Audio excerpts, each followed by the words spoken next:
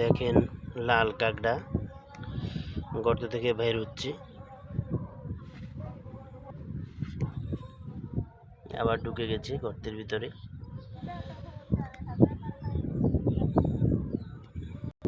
এই যে গর্তগুলো দেখেছেন ছোট ছোট, এগুলো হলো লাল কাঁকড়াদের আবাসস্থল।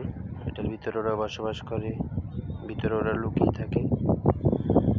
আর দেখতে পাচ্ছেন এখানে একটা লাল কাঁকড়া, ওটা গর্ত থেকে বেরিয়েছে, হাঁটতেছে।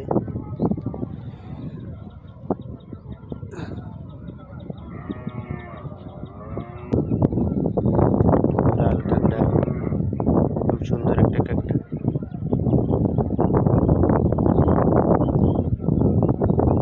ওরা খুব সতর্কভাবে বসবাস করে গর্তের ভিতরে, চারিদিকে দেখে।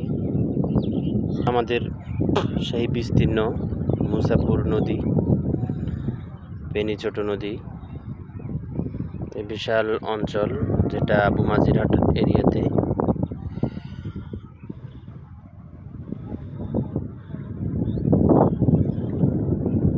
মুসাপুর ক্লোজার ভেঙে যাওয়ার পরে এই এলাকাগুলো একটু ঝুঁকিতে আছে, এগুলোতে এখন পানি অনেক পরিমাণে প্রবেশ করে। আগে ক্লোজারের ভাত থাকাতে পানিগুলো আটকে থাকতো। তো এটা হলো আমাদের সেই মুসাপুর নদী।